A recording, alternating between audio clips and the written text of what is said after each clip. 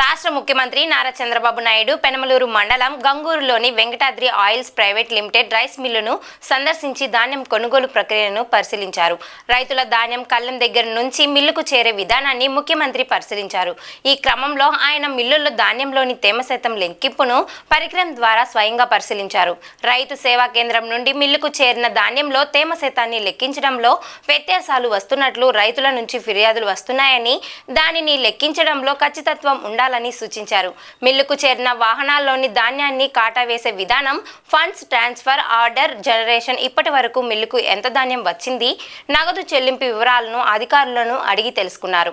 రాష్ట్ర పౌర సరఫరా శాఖ మంత్రి నాదెండ్ల మనోహర్, కృష్ణా జిల్లా ఇన్ఛార్జ్ మంత్రి, రాష్ట్ర కార్మిక కర్మాగారాల బాయిలర్లు, వైద్య బీమా సేవలు శాఖ మంత్రి వాసిశెట్టి సుభాష్, రాష్ట్ర భూగర్భ జలాల వనరులు ఎక్సైజ్ శాఖ మంత్రి కొల్లూరు రవీంద్ర, ఎమ్మెల్సీ పంచుమర్తి అనురాధ తదితరులు పాల్గొన్నారు.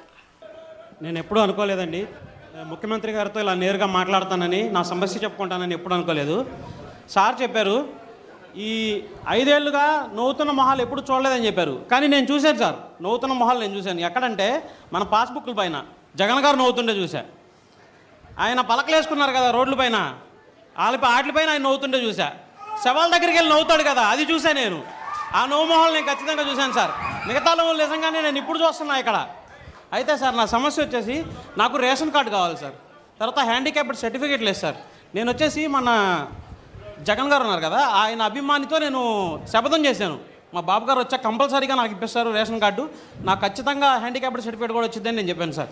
ఆ విషయం మీతో ఒకసారి మాట్లాడుతాను. నేను ఆటో తోలుతాను సార్, రోజుకి 350 రూపాయలు రెంట్ సార్. రోడ్డు మీద వెళ్తుంటే నాకు కనిపించింది సార్ ఇక్కడ మీరు వస్తున్నారని చెప్పేసి. మీతో మాట్లాడితే నా సమస్య ప్రాబ్లం సాల్వ్ అవుతుందని చెప్పి నేను వచ్చాను సార్ ఇక్కడికి. నీకు ఆటో ఏది మామూలు ఆటో ఉందా? ఆటో తోలుతాను సార్ నేను, రెంట్కి సార్. అది రెంట్కి తీసుకుని నీకు ఆటో కొనిస్తాను, ఎలక్ట్రికల్ ఆటో కొనుక్కో. ఓకే, రేషన్ కార్డు ఇచ్చి ఎలక్ట్రికల్ ఆటో ఇప్పించండి ఇమ్మీడియట్గా. ఆ పేరు రాసుకొని ఇప్పించండి, నేను ఇప్పిస్తాను. నువ్వు నీ కుటుంబాన్ని చూసుకొని జాగ్రత్తగా. ఓకే. గంగూరు కేంద్రంలో ఆర్ఎస్కే ఏ విధంగా పనిచేస్తుందో చూడడానికి ఇక్కడికి వచ్చాను. ఇప్పుడే నేను ఆర్ఎస్కే సెంటర్ ని డీటెయిల్డ్ గా ఎగ్జామిన్ చేశాం. ఆ తర్వాత రైస్ మిల్కి వెళ్ళి రైస్ మిల్ ప్రొసీజర్ కూడా ఎగ్జామిన్ చేశాం. ఇప్పటికే డిపార్ట్మెంట్ చాలా వరకు ఎఫెక్టివ్ గా పనిచేస్తున్నారు. ప్రజల్లో కూడా ఒక నమ్మకం వచ్చింది. పోయిన సంవత్సరం 12,55,000 మెట్రిక్ టన్నులు ప్రొక్యూర్ చేస్తే ఈ రోజుకి 21,04,233 మెట్రిక్ టన్నులు ప్యాడీ ప్రొక్యూర్ చేయగలిగారు. 40% ఎక్కువగా. 3,20,703 మంది రైతులు ఇందులో భాగస్వాములు అయ్యారు. ఇంత మునుపు బకాయిలు పెట్టి 5-6 నెలలకు కూడా డబ్బులు ఇచ్చేవాళ్ళు కాదు. చాలా వరకు వేధింపులు జరిగాయి. దానివల్ల రైతాంగం కూడా బాగా నష్టపోయారు. ఈ సంవత్సరం అయితే మీరు ఒకసారి చూస్తే 48 గంటలు పెట్టుకున్నాం. 48 గంటల కంటే ముందే ఇచ్చే పరిస్థితికి వచ్చాం.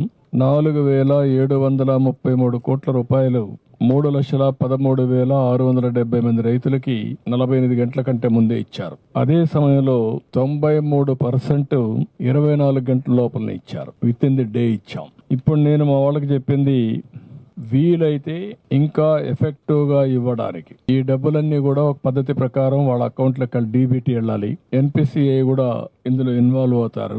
నేషనల్ పేమెంట్ ఇది కార్పొరేషన్ ఆఫ్ ఇండియా. వాళ్ళతో కూడా మాట్లాడుకొని ఆటోమేషన్ చేయగలుగుతామా, లేకపోతే వేసిన 1 గంట కానీ 2 గంటల ఫ్రీక్వెన్సీ వాళ్ళ అకౌంట్లో వెళ్ళేట్టుగా రైస్ మిల్లుకి పోయి హ్యాండ్ ఓవర్ చేసిన 1 గంట 2 గంటలు అక్కడి నుంచి బయలుదేరి బ్యాంకు పోయే లోపల బ్యాంకులో డబ్బులు ఉండేట్టుగా మనం చేయగలిగితే బాగుంటుందని చెప్పాను. అది కూడా ఎగ్జామిన్ చేస్తున్నారు. ఒకటి ప్రధానంగా నాకు కనపడింది మాయిశ్చర్ టెస్ట్. ఇది ముఖ్యమైన దీంట్లో. ఈ మాయిశ్చర్ టెస్ట్ లో స్టాండర్డైజేషన్ చేస్తే ఇంకా మెరుగైన ఫలితాలు వస్తాయని, ఎక్కడైతే రైతు సేవా కేంద్రంలో ఒక మిషన్ పెట్టాం, రైస్ మిల్లర్ కూడా ఇంకొక మిషన్ ఉంది. ఈ 2 సింక్ చేయాలి. ఇప్పుడే నేను ఒక సాంబశివరావు అనే రైస్ ని టెస్ట్ చేశాం. రైతు సేవా కేంద్రంలో 14.2% తేమ ఉంది, మాయిశ్చర్ ఉంది. అదే రైస్ మిల్ లో టెస్ట్ చేస్తే 14.6 వచ్చింది, అంటే 0.4% ఎక్కువ ఉంది. ఆ వేరియేషన్ ఉండడానికి వీలు లేదు. 2 కూడా మెషిన్స్ ని లీగల్ మెట్రాలజీని దీనికి స్టాండర్డైజ్ చేస్తారు. ఆ స్టాండర్డైజ్ చేసే దాంట్లో ఒక విధానం అంటూ పెట్టుకుంటే అంటే యూనిఫామ్ మెషిన్ గా నుండి యూనిఫామ్ టెస్టింగ్ ఉంటే ఇంకా ఎక్యురసీ పర్ఫెక్ట్ గా ఉంటుంది. దీనికి 2 మార్గాలు ఆలోచిస్తున్నాం.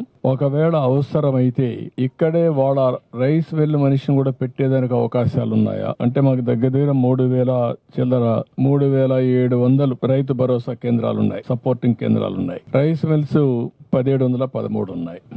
1:2.5, 3 పైన వస్తాయి. లేకపోతే ఇక్కడ అక్కడ ఒకే మిషన్ పెట్టి స్టాండర్డైజేషన్ చేసి 2 కూడా లీగల్ మెట్రాలజీ చేస్తారు కాబట్టి ఎక్కడా వేరియేషన్ రాకూడదు. వేరియేషన్ వస్తే who is responsible, will analyse, will prove.